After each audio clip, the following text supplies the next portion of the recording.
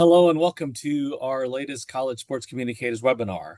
Today we'll be focusing in on field hockey, stat keeping there for tips with practical in-game applications, definitions, and consistent reporting techniques.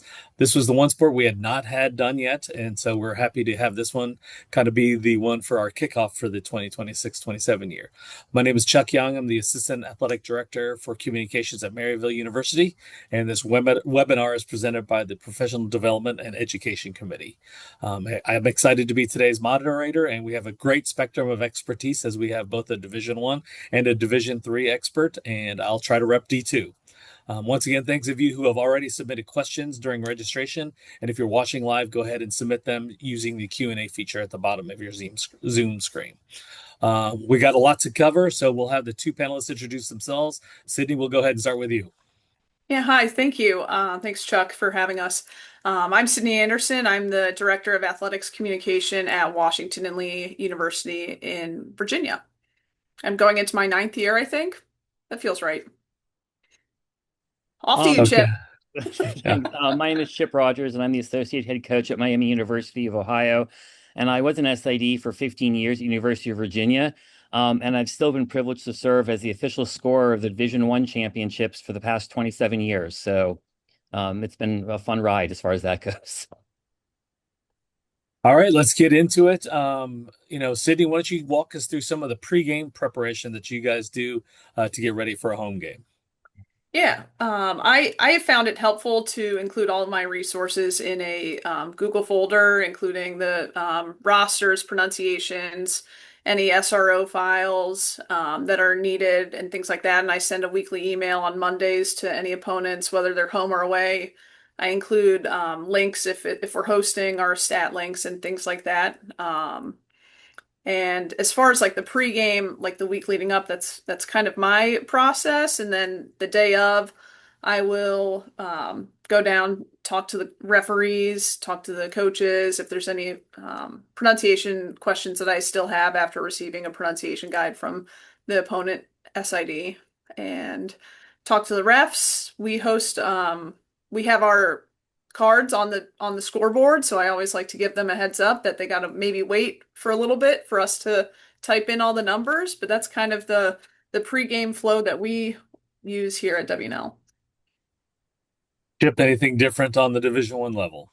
No, nothing different. I think the one thing I would add is the fact that just having that communication, introducing the umpires to the person recording the cards, just that way that there's that connection made is helpful. A lot of times the umpires will do that on their own, but I think just making that connection is an important piece, so that way they know who to turn to when they are booking a card.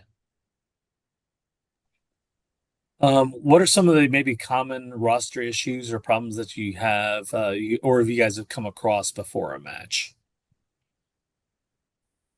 Mostly, I guess, probably pronunciation. Chip, I know we had a deep conversation about how you guys handle pronunciation as far as a phone recording and an MP4.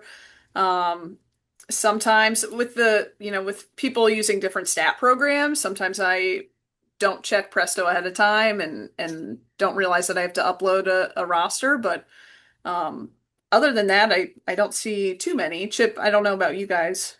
No, I think just, the one thing I like to make sure about is the fact that the numbers match, quite frankly, because every once in a while, somebody changed the number. Maybe there was a blood uniform at one point, and so they put, a different number in, for example. And what Sydney was referring to, we had a great idea over here, was to create an MP4 file where the students just line up and say their names, their number, their name, and their hometown. And then that's an easy thing to share with with everybody, quite frankly. So makes it super easy for everybody. Or are there what is it kind of a clean pregame workflow look like for you guys, especially maybe or words that we can pass on to wisdom to pass on to new stat keepers? I think for me, just making sure we've got the files in place, and to be honest, adding all the pertinent information pregame, putting the umpires in, putting records in, trying to taking care of all that basic stuff you think might be easy, but it's just really more attention to detail, to be perfectly honest. And really, like I said, knowing Even giving some basic things like what the weather is. It sounds silly, but I think sometimes that's super helpful when people want to go back and look for a record of the game. And I know the NCAA always wants us to put attendance down on there too. So, circling Yes. back to what Sydney said earlier was, I know one of the things that I always try to double check because we're a Presto school is to make sure that the roster that is uploaded is currently the one that you're going to need for the game. So I know that's a big one for us that I always try to make sure we do. In terms of kind of walk us through both of you guys, kind of what you guys do in terms of your physical setup for your stats crew. If you have an inputter, do you have a one caller? Do you have two callers? Just kind of walk us through what you guys do for your in-game stats keeping. Yeah, I'll start. So we have our broadcasters are in the same booth, so it's kind of tight fit. I don't have a second set of spotter eyeballs, but since the clock stops, I'd say relatively infrequently. Like there's not as much going into scoreboard operation. Usually they will work as my second set of eyes, and I'm inputting and running PA. If I miss a goal at my broadcast, I look over to Ryan and he like make sure to either like show numbers on his fingers or will enunciate or reiterate who scored or who the assist was, working into his flow. So we've got a good flow there. And then we always have someone at the table, like Chip said, recording cards and with the walkie-talkie calling up. We have found that we also need to audibly say when cards are released for some people who maybe aren't looking at the scoreboard and know when they can go in. So we've kind of started counting down from 10 to make sure that people release and know that they're able to leave or not quite yet. So that's kind of our setup. And just to piggyback on some things Sydney said, hockey's a great sport in the fact that the stats usually take place around semi-stoppages. So goals are scored, for example, the clock is stopped and nothing's going to happen for a couple of seconds. You're getting ready to take a corner. There's, in theory, 40 seconds of time. So you'll know who your inserter is, who your primary stick stoppers are, and your battery is. The battery, sorry, is the person passing the ball, stopping the ball, and hitting the ball. And so and typically when nothing else is going on, it makes it easy to take a breath and be able to say, here are the numbers. So that helps in that flow aspect, and you're not constantly chasing numbers down, 60 minutes of the game. Yeah, Do and something most oh, sorry, Chuck, go no ahead. go ahead. No, no, Well, go I ahead, was Sydney. some best practices that we have found is like maybe going to a practice during preseason to identify maybe your inserter graduated or you've got a younger classman working into the rotation. So kind of identifying with the coaching staff those three people so you're not always guessing because they're always bent over, so you can't always see their number, right? Depending on how high up you are. So just kind of at least going to watch some corner practice and getting comfortable with your home team. That way you're really focused on the away team because it's almost second nature when you are statting your home corners. No, see, that's a good point, and I think that a lot of times, um, if you are hosting somebody, you might want to take a look and just get an idea if you know who their primary scorer is from off of corners, for example. That and typically teams are going to have the same injector and same stick stopper, maybe two stick stoppers. So sometimes having those numbers down helps. It's if you're not sure if it's a five or six, you'll probably think, okay, it's typically five who's inserting. So you'll look and you'll be familiar. Okay, that's definitely a five, for example. What are some of the biggest communication, potential problems during plays, especially if they stack up quickly? What do you guys do to try to work through those issues? Yeah. Oh, Go ahead, Chuck or Chip, go ahead. You go. You go. You Okay. start. What I'm going to say is a lot of times I will just have a sheet of paper right there and I'll be able to say like shot team, save team, etc. And then I can always go back and figure out who the numbers are if I couldn't see right away.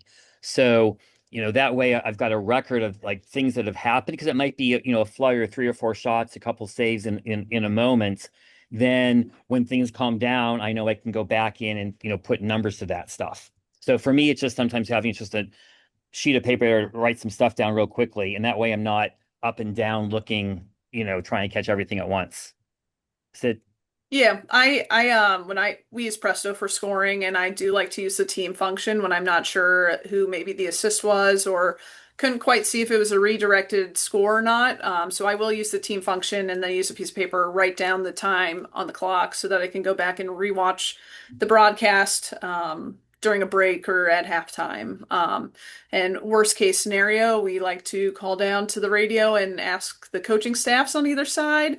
Sometimes if you have a student worker, they're a little bit timid, but as Chip mentioned on Monday when we were doing our prep, we'd rather it be right. Coaches would rather it be right than and be asked than it be wrong and then having to fix something 45 minutes later after all the press releases have gone out and scoring graphics and maybe you thought the game winner was player number one, but really it was 11, right? So I think if I were to give advice to instill into whoever's working the table to not be afraid to go ask for help from the coaching And staffs and on I either will side. absolutely and yeah, sorry, I will absolutely echo that.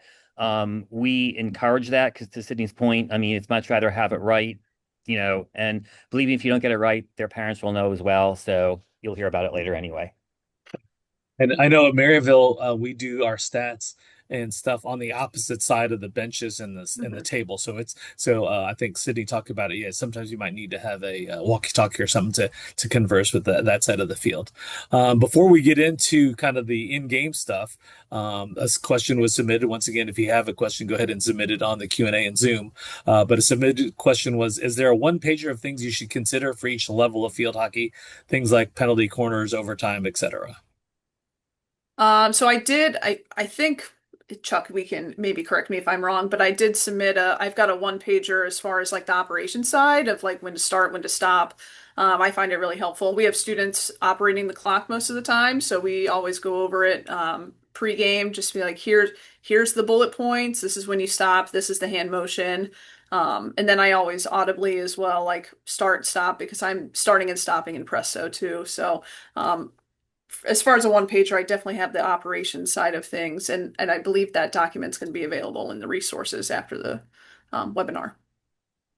Yeah, reminder to everyone attending that there will be one at the end. At something at the end, there'll be a big resource of kind of all the topics that we touch on. So let's kind of move on into the ins and outs of doing and keeping stats. Let's just kind of start with some simple ones. What's the easiest or simplest way to differentiate between a shot and a shot on goal? Chip, why don't you just get us started? Sure. No, I mean the actual thing, it's defined by the result. I mean, basically a shot on goal is anything that is a goal, or is a save either by a keeper or a defensive save. Um, so those that's really what defines a shot on goal. Everything else is just a shot. Goes wide, goes high, whatever. And even if it's blocked, technically a shot that is stopped by a defender in front of the keeper is just a shot that's blocked. It's not necessarily a shot on goal. So it's really more, it's defined by, to be honest, even if it's going maybe just wide of the post, but the goalie saves it, it's still a shot on goal since the goalie was forced to make a save. So that one's just really defined by what the end result is, not what the intent is. Listen, I promise you, everybody's trying to score. So they're trying to shoot on goal. Unless they're outside of the circle, right, Chip? Well, true. Then it's not even a shot. So that's Right. They're just um hoping for someone else to touch they're it just into the hoping for net. somebody else to touch it at that point. Sydney, how about how you go about deciding on or double checking on goal scorers or assists? Yeah, like I said, we try to go back and confirm them with video. We have the broadcast pulled up the entire time. And I will go down post game for our coaches or all our players. I'll be like, hey, especially if it's like one of the slop, I like to call them sloppy goals. There's 10 people in front of the goal, and you're not actually sure whose black stick it was because they all look the same, especially from high up. So making sure that, hey, number one, did you actually have that goal or was it someone else's stick? And usually they will let me know. And then for the opposing team, I will go to the coaches, try to grab them before they head down to the locker rooms, and just confirm all goal scores and assists. Sometimes we're right, sometimes they're not right, and sometimes they get told on the bus and we fix it later. No, I I, I think to City's point, it's good to really make sure, especially the away team checks just before, Mhm. because Sydney mentioned earlier, it's a lot more difficult to correct after the fact. Typically teams are all going to warm down, so there's going to be a good 10, 15 minutes easily when they're still in the field. So it's worth printing it out, running it down the steps, or Chuck's case across the field to to get that right, before you pack it and send it off. I mean, I think those are both great pieces of advice. I know usually there aren't a ton of goals scored in field hockey, so it's relatively simple to say, "Hey, could you, maybe double check your goal scores and your assists or things like that." One that is a big topic and was actually submitted a couple times was, and Chip, let's go to it. When does a defensive save actually count, and how is that statted? I know we as a group kind of talked about this before the Zoom started. So, but Chip, why don't you get us started on what's actually a defensive save? Sure. A defensive save is the save that is the last line of defense. The goalie is out of the picture. Typically, you're going to find it on corners. And quite frankly, you're going to find it on corners to the left post. I know it sounds like I'm getting in the weeds, but typically your goalies are going to make the saves as you're looking from the goalie's perspective. They'll make the saves to the right side. And there's a player, it's called a post player, who sits on that left post. And she's usually the one who's going to make those defensive saves. I would say it's probably 85% of the time where you're going to find those defensive saves by players. But for it to be a defensive save, the goalie cannot be behind that player. They can be in line with them. Probably in front of them, but otherwise it just becomes a block.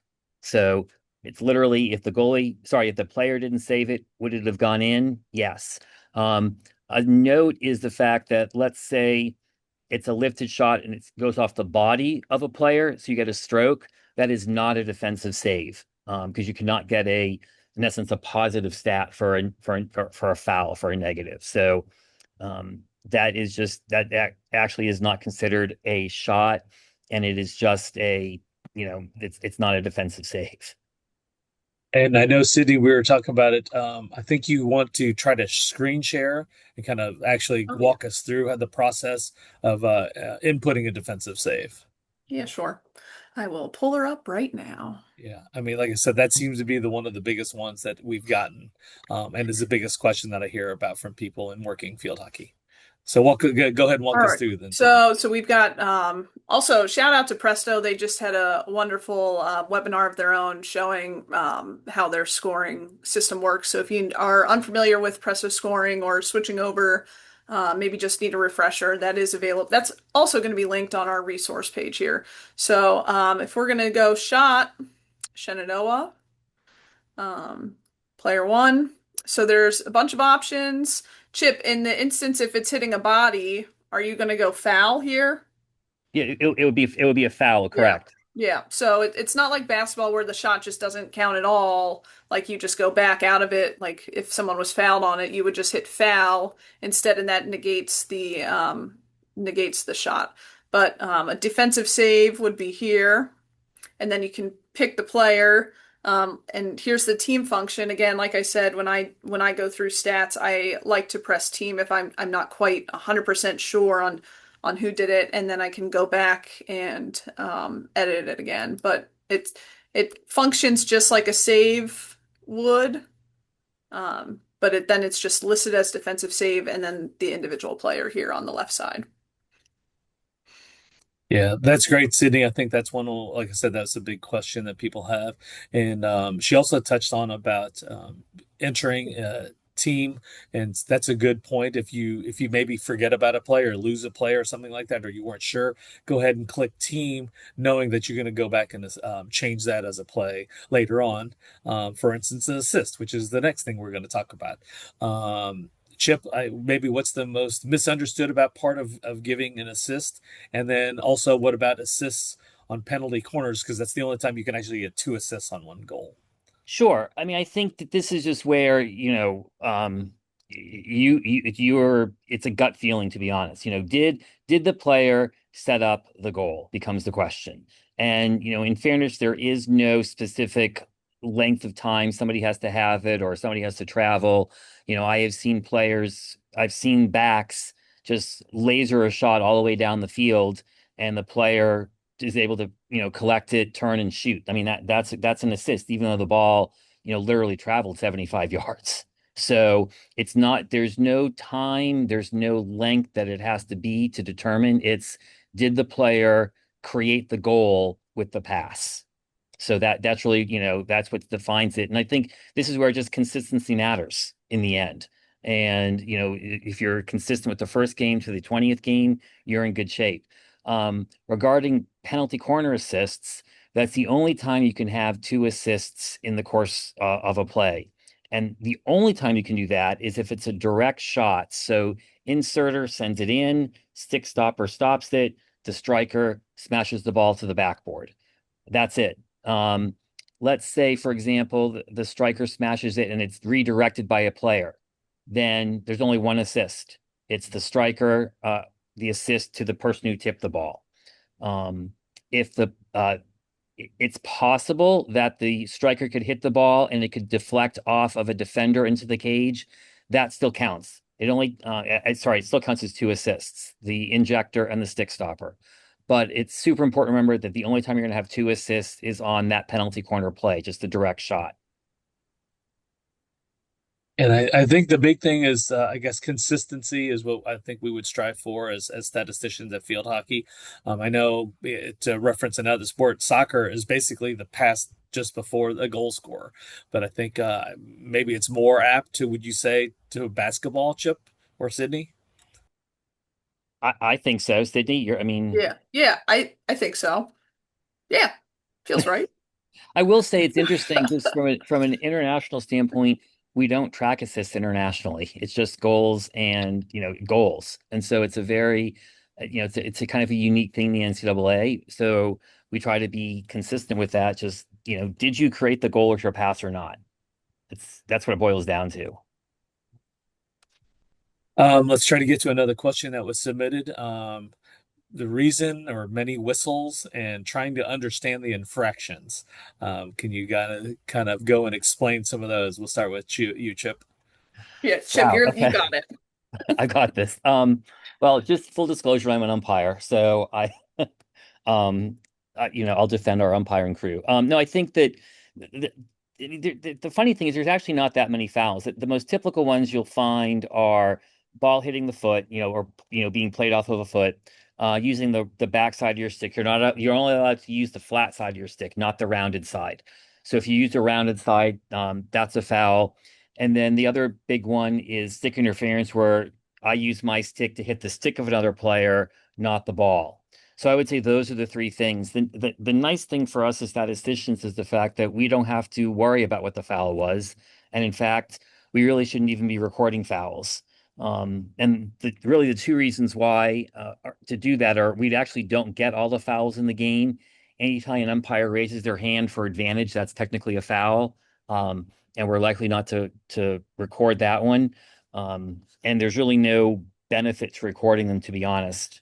So I really recommend not doing it. Sid and I had a great discussion the other day about, why they can be recorded. It's to kind of keep people know that the Keep it game's still, moving. yeah, people know the game's still Yeah, active because yeah. Let live stats know. Yes, we're still Right. yeah, statting. let live stats know because listen, I love a nothing game. I don't think that's shared by too many people. Um, but I think that but really, so to answer your question, listen, I think it's a great game, obviously, and yes, there are going to be infractions that, people might not be aware of. I don't want to run away from the question, but typically your main fouls, like I said, are feet, wrong side of the stick, and stick interference are the three main ones that people have. Yeah, the short whistles almost feel more like infractions and not necessarily like fouls, right? Like the fouls are like the hard stops, and then infractions I can't even think of like another sport where it's similar where you kind of play on. I guess maybe lacrosse where you're kind of playing on during these small infractions that with short whistle turnaround time, and especially in men's lacrosse where it's like, hey, drop the ball, pick it up and go. So but I have been watching field hockey since high school. My best friend played field hockey. And I still don't necessarily understand the hand gestures or why, because I'm also high up and I can't see that it hit someone's foot. But um, the manual has great. Oh wait, you can't even see it. Great resource. You can't see it. The It's the tough. stat manual does so we the signals were added, which I think helps. And I listen, I learned by watching myself, so I think it's not going to hurt to know them, but by Right. and large, the big ones to know are the corner signals, because you'll know, okay, we're going to give a corner now. And then the only other big one I think that's important for us especially is the fact that the ball could go in the cage, but it might not count as a goal. And so you might want to wait for the goal signal to be given, um, and that way you'll know that it's a good goal. Um, so just be aware sometimes you don't be freaked out when the ball goes in and there's no goal because there is another infraction. So What about cards, the various colors, red, green, yellow? What card details should be included in the comments for the box scores? so we have three cards, green, yellow, and red. Green are fairly common, and the player sits for 2 minutes. Yellow, not quite as common. You might have one every other game. And they are either for 5 or 10 minutes. And then reds, of course, are expulsion from the game, and quite frankly, the next one. So, a couple of things to note are green cards, the 2 minutes or 5 minutes or 10 minutes start and as soon as the umpire blows the whistle. While we like to have the players off the field at that point, or certainly well on their way off the field, especially if they're not going to be interfering. So it's important to note that the the time of the card starts when they reblow their whistle. So let's say Chuck commits a foul, and as the umpire, I'm stopping the play. I'm giving a green card. I'm going to give him 10 or 15 seconds to make his way over to the bench, and then if he's not interfering, I'll restart play. But the person, we as statisticians should note, green card issued to number 18, um, at the, and at that time. Regarding comments, if you know it, it'd be great to put it in. Unfortunately, you don't want to put wrong information in. And to be honest, green cards aren't really, I wouldn't worry about the reason why. Simply because sometimes we'll give a green card for multiple fouls of the same kind. It might not be Chuck having done it each time. Chuck might have done it 3 times in a row. Then City gets on the field, does it once, and now she's booked with a green card. That happens. And so she is the recipient of the card, but the truth is she's really getting it for her team. And that might be way complicated, but just know the fact that she gets the card 2 minutes, enters and go. Chip, that brings up a question mostly for myself. So what if the card is assessed to the bench? I've seen it more than once, like or like to a coach or something. Yep. And player number one goes and serves it. Are you putting it in as a team card or are you putting it in as Great question. one? It's a team card Okay. because that player can go back into the game. Okay. That that particular player Yeah. can go back in, but there must be somebody sitting in the chair for the Okay. full 5 minutes. Okay. So Gina gets a card, God forbid, Oh, and I know which I wouldn't won't happen. tell her. Yeah, exactly. The captain actually is supposed to sit in the chair. So if the captain's Hmm. on the field, the captain goes to sit. Okay. Um, and then if the captain's not on the field, the closest player to the sideline actually comes to sit, and Okay. she sits in there, but that player can be changed as long as there is somebody sitting on the bench. So Okay. you could be in the chair as the captain, and Right. then Chuck can come in there, and after Sit. Yeah. a sit, Okay. correct? And then I could go back Uh, in if I was the Yes, captain. Oh, yes. fascinating. Great. Send them to and me. actually, we just got a submitted question. Are there any card is non-releasable? I'm sorry. Say again. I didn't hear that. All Chuck. Are there any instances this was submitted? Are there any instances where a card is non-releasable? They're all non-releasable. Every card has to be served to completion. So it's different than lacrosse. Every card is served for the full 2 minutes or 5 minutes. And just so you guys, I mean, not to sound threatening, but I mean, if it's a yellow card, and this is actually real important to share with the workers. Um, if you're not sure of the card, blow the air horn and stop the play. Make sure you get the color of the card correct. Because if it's a yellow card that's issued and they go in early, then there's an additional penalty that's served as well for misconduct. So you don't want to you definitely don't want to send somebody in early. And, I'll put it out there, kind of a war story. If the if the home team sends an opposing team in early, it just creates a lot of drama that we don't want to have.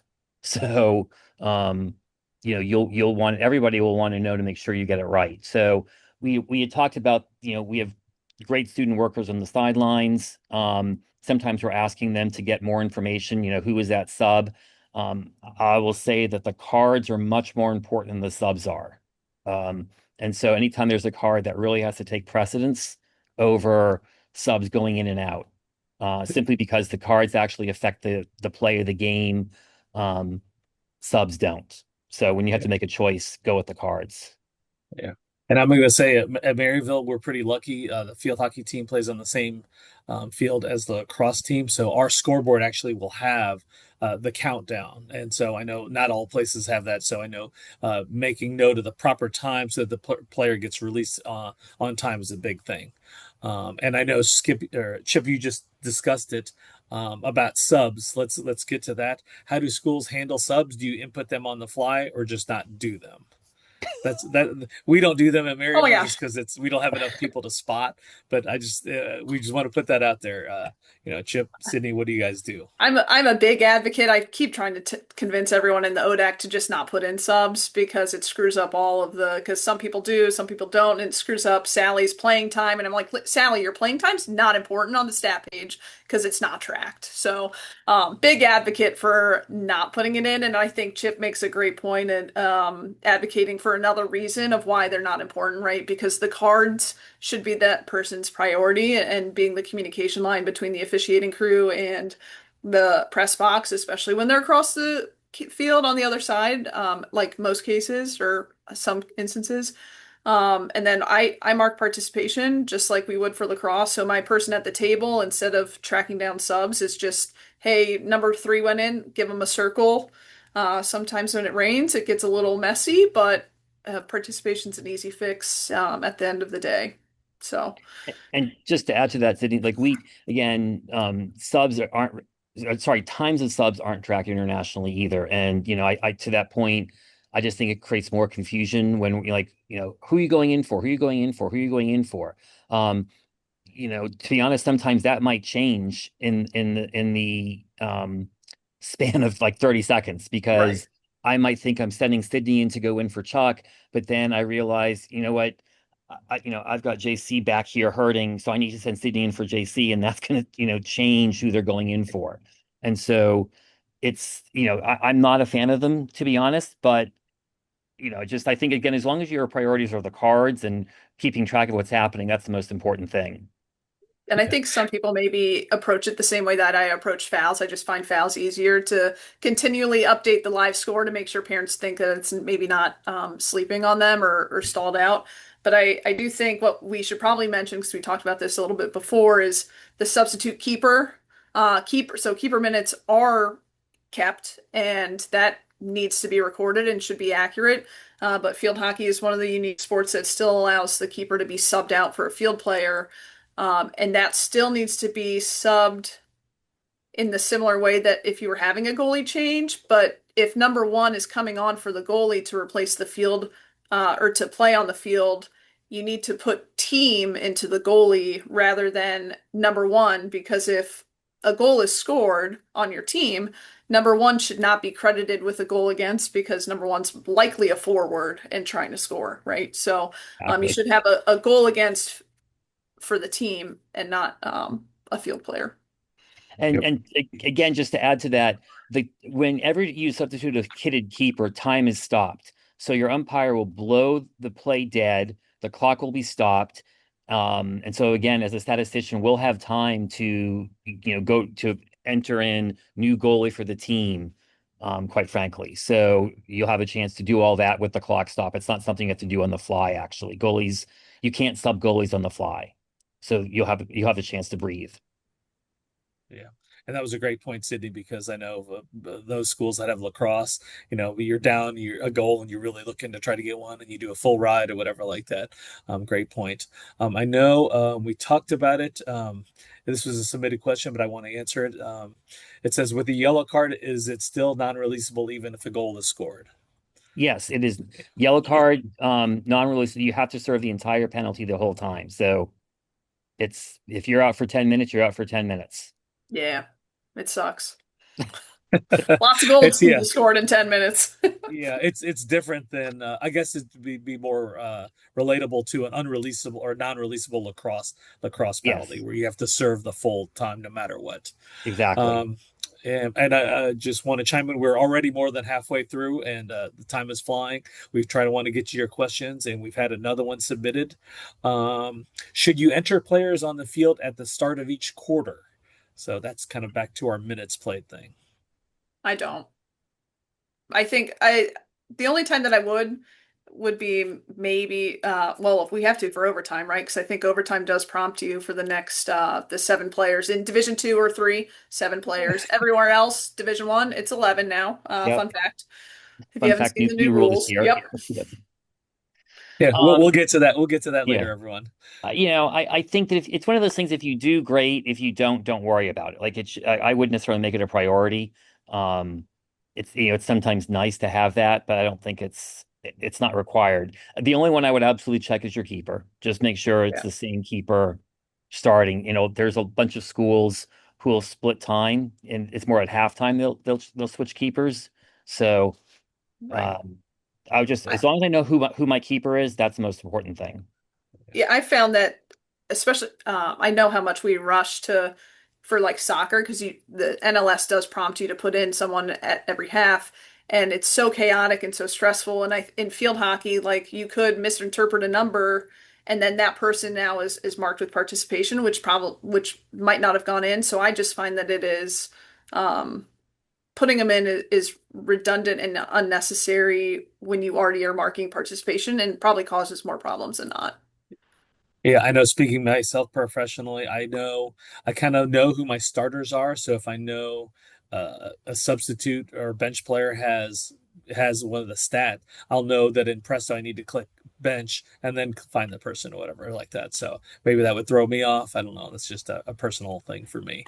I know we touched on it. We brought up the new overtime rule. Division 1, it's 11 on 11 now. City's at in D2 and D3 for us. It's still 7 on 7. But Chip, why don't you get us started with the new overtime rule then? Literally, we're now playing 11v11 in overtime. That's it. So it's just basically a fifth quarter, still golden goal. And the only thing that's changed is the fact that there are now 4 more players on the field. That's literally the only change. Um, so Division 2, Division 3 contests are still played with 7. You do not have to have a keeper. I would question why you wouldn't have a keeper in overtime, but it is possible. And so literally that's the only difference is the number of players on the team on the field at a time. Sydney, thoughts for you and me as the D2 and D3 folks, still 7 Uh, on 7? 7-on-7's literally my favorite part of the game, and I'm so upset that it's changing, but that's fine. I Yeah. think Gina's also a big 7-on-7 kind of coach, so maybe that's why I like it so much. But I've just been fortunate to come from 2 coaches who are 7-on-7 like phenoms, and I love it. It's my favorite part. That's it. Yeah. That's all I got to add. Yeah, and like you said, the previous question that was submitted, that would be I think that's one of the few times that you would actually mark your starters at the start of overtime, I believe. Yep. Okay, let's move on. Try to get to some more questions and stuff. I know we talked about defensive team saves. In terms of troubleshooting unusual or difficult plays, what do you do when multiple defenders touch the ball before a save? How do you handle those situations? Before you saying, I guess so. A couple of things where if let's say shots taken from the top, defender gets her stick on it, and the goalie is the ultimate save, then nothing's listed except for the final save by the keeper. There's no reason to list anything else. Same thing, let's say the ball is deflected, goalie's out of position, and there's another defender who actually stops it from going in. That final person gets the defensive save. Um, really just that save is whoever stops it from going in the end gets the save, whether it's the goalie save or defensive save. All right. I I guess think like, oh, go ahead. Sorry, Chuck. no, no, go ahead, City. I was going to say it's probably easy if more people are familiar with basketball. It's no different than basketball. Someone tips a shot, but it still ultimately goes in. It's still a basket, Yeah, right? Or if it's blocked completely, then it's a block. But in the goalie case, like if it's stopped by the goalie, it's a goalie stop. And if it's not, it goes in, right? So, or if it doesn't even reach the goalie, then it just becomes a block like it would be in basketball as well. yeah. I think that would be the question: is if someone shoots it and the defender blocks it, so it doesn't get to either the cage or if it Right. goes wide. I think that would probably be the question there. Let's see. How about stat keepers? What do you guys do, or how do you handle a play that you didn't fully see? Gosh, yeah, I hope you have film. That's it. That's all I got. Um, yeah, I have had to use our coach's film a couple of times, just if our camera didn't grab it or we were slow to react or um, if they have huddle or Chip, what's the field hockey one? Speedio. Speedio, sorry. Yeah. Some people maybe have huddle cameras. If they've got one of those, I will get their login and I will go back. That way I don't have to bother them with questions. And I do that almost for every sport. That's not just field hockey specific. So, And I think to add to that, like, they're most of these broadcasts are delayed by, 15 or so seconds, and so you can have somebody, in fact, you can even have somebody go rewind, if you're lucky enough to have an extra person there, just go rewind real quick if you can. Listen, it's gonna happen, something's gonna happen. You blink at the wrong time and all of a sudden the ball's in the cage and you're not sure if somebody touched it or not. I'm not gonna don't just relax. It's yeah. we'll figure it out in the end. But Well, team again, like yeah. Yeah, team. Always team if you don't know. And we talked like sometimes missing a shot is not the end of the world, right? It's Exactly. It's yeah, if you miss a shot, you miss a shot and it's okay. yeah, Now the yeah, goalie's parents are probably tracking yeah, their saves, so you'll hear from someone, but yeah, but for a lot of cases missing a shot, like I don't worry about it. Usually if we're yeah. 20 shots off, I think maybe the coach is perhaps maybe asking for more shots or more saves than um, that are probably actually there. Yeah. And Chip touched on it. I know for us, we have an iPad that has the game broadcast called up or whatever. And there's like about a 10-second delay. So sometimes we know we missed a play or like we want to double check and we'll go back or maybe I'll have my assistant do that. Okay, one of the ones that we also wanted to make sure we get to, we've got about 15 minutes left to go. Let's discuss the shootout entry procedures. How do we record them? How do you stroke? What happens with if a different player takes it than the player that was fouled. Chip, why don't you just get us started initially with that shootout? Yeah, so I'll just go into the basic of a shootout. Sydney's going to walk us through how to put it in. But at the end of overtime, we must have a winner. And so we will have a 5-on-5 shootout in which each team selects five players and they alternate taking the ball in from the 25-yard line. You have 8 seconds to shoot and score. Um, After five, though, if somebody has an advantage, that team is declared the winner. Side note, that team, so let's say Texas is playing Oklahoma, to use two teams that don't have hockey right now. um, and they go to a shootout and Texas wins. So it's 1-1 after regulation, after overtime. Texas wins the shootout, they would win 2-1. That goal is recorded by the team, nobody else. And it's actually not even counted as a team goal. It's literally just a placeholder for the season. So in the end of the season, if you scored 105 goals, your scores might add up to 106, but it would actually only be 105 because that's actually not a goal scored. Um, but to enter, that's probably the biggest questions I get all year long is how do you enter a shootout? What do you do? And so we've got Sydney here to walk us through it. Yeah, it's pretty similar. So actually, after you get into the overtime period, you're limited now to three buttons, and you click shootout, and whoever's shooting first, you pick the player, and the options are either they made it or they missed it, and it is an 8 second. So the 8 seconds doesn't show up here. That actually is the most stressful part of not officiating, operating field hockey, in my opinion, is making sure we start and stop that 8 seconds on the scoreboard, because I don't want people getting mad at me.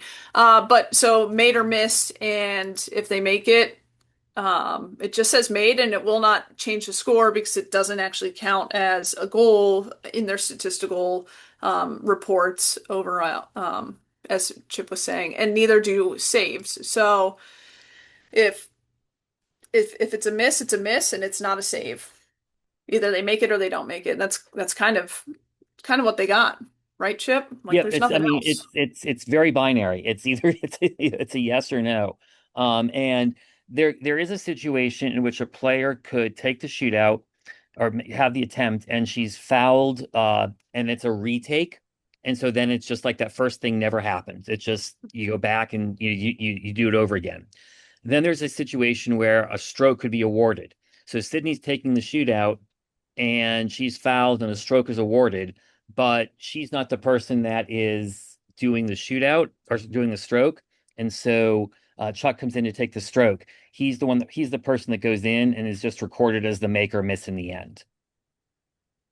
So, and Sydney, by the There's way, no would love to have option. you Yep. umpiring at glass. So just keep that in mind. And there is no, so there's no, when you're in the shootout mode, there is no, where to put that in. You could, I guess, in theory, put it in the comments section, but if you are, let me pop back on. So if we're assigning a stroke during the regular periods here, there is a penalty stroke option. You choose the team and then the uniform, and as Chip said, the person that gets fouled is not necessarily always the penalty stroke taker. It could be, but in this case, it's either wide, a goal, or a save because they do count. And shout out to the soccer net here. It's my favorite part of Presto scoring. So So it does function the same as a penalty kick. Sorry, go ahead. we got a question submitted specifically on this. Do you just end the game and manually change the score? That was the question. No, the score's still a tie, Chip, right? No, so Or it, the score will be a 2-1, but it should at the conclusion of the shootout it should pop in um yeah. as a 2-1 or whatever it is at the end. Should I If I go in remember and correctly. try to if I go in and try to make it do that? Let's see what happens.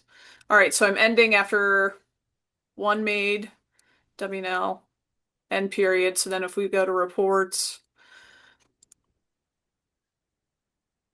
end period, it doesn't have the time.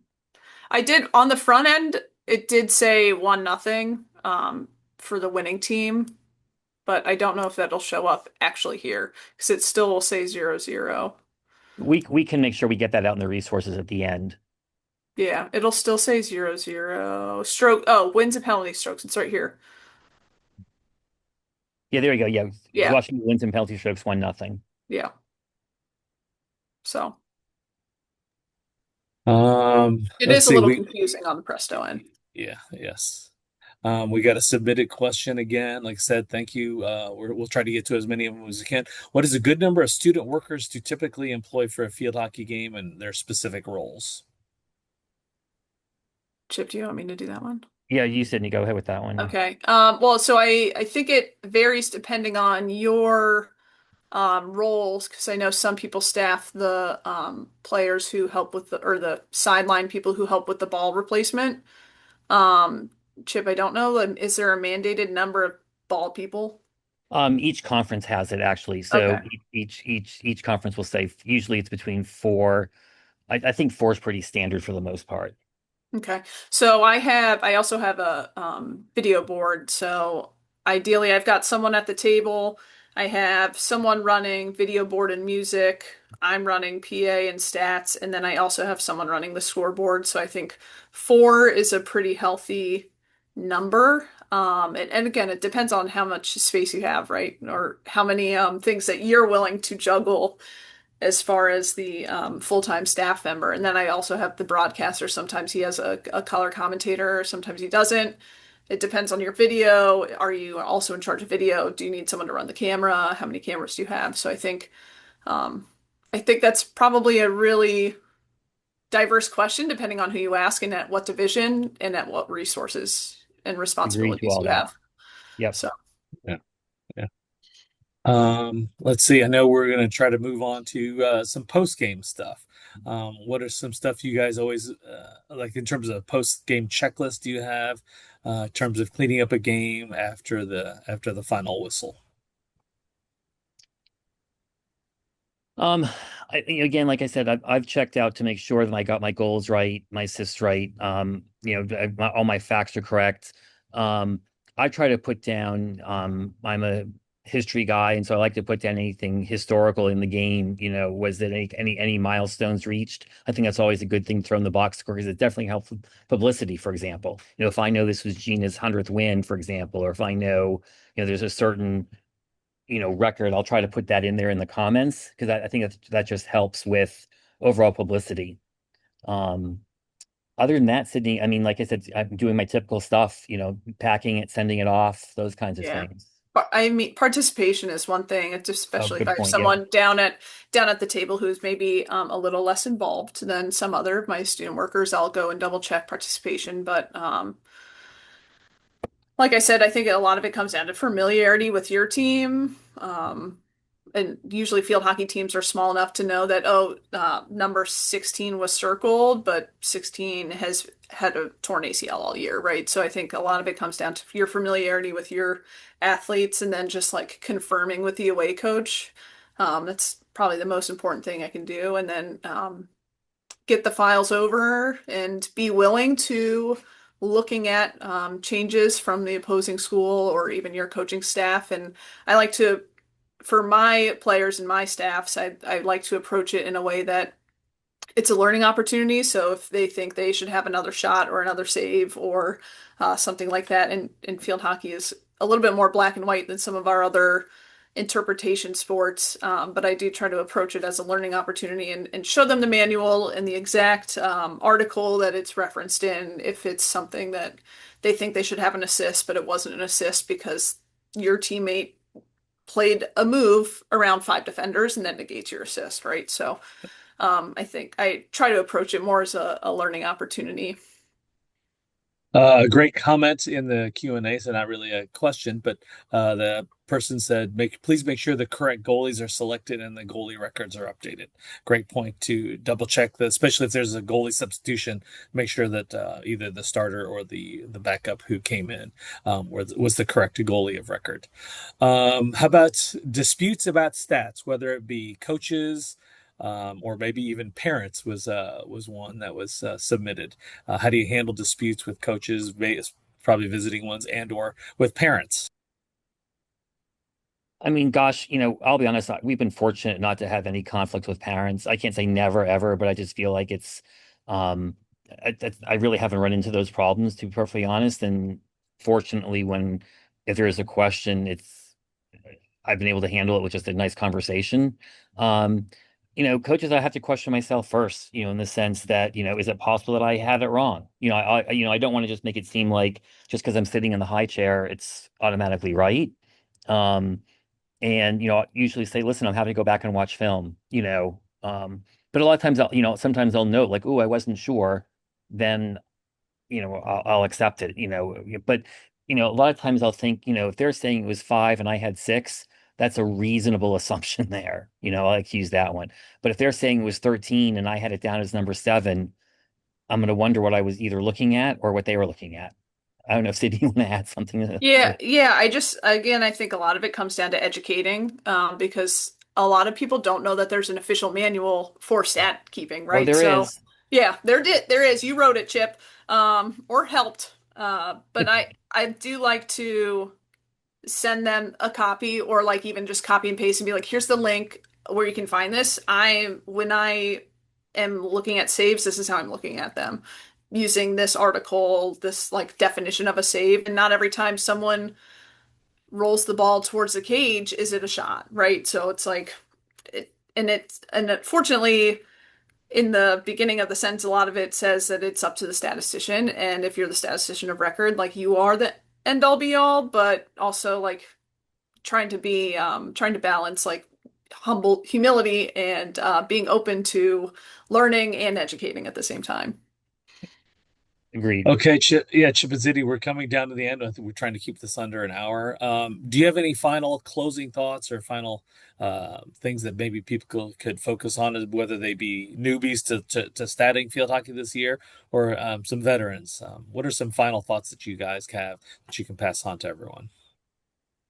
I'll just add, I mean, please come down to a practice. You know, teams are going to be scrimmaging 11 on 11, and I think it would be great if you're, especially if you're new, come down, watch a couple of practices, you know, and I think that, you know, get to know the players, and especially in those, you know, specific situations like penalty corners, for example. And I think that rapport, it sounds small, but I mean, I'll be honest, that's how I got started, was that, you know, just going to practices and then, you know, having, you know, those interactions with them. And it made things a lot easier for me to understand the inherent nature of what was happening. Just made it a lot more simple for me. Yeah, I'd agree with that. I don't know if I have anything to add. I feel like I did it all. I said it all. You did. I said You it all. did. Everything that I was feeling, I said. Yeah. Um, I mean, I think the big thing that if I can pitch in my 2 cents is that yeah, I think it's one of those sports that is pretty niche, and I know it took me a while to figure it out. I was fortunate in St. Louis. We have not only St. Louis University and Lindenwood University, and so those people that were there were also great resources for me. And I would get to go and maybe I'd watch some of their games or whatever like that, and that was another way to kind of pick up and learn from other experts in the area. So we're going to go ahead and wind it up here. Big thanks to Chip and Sydney for sharing their advice and their best practices. I know we touched on a lot of topics. Appreciate everyone that joined in and submitted questions.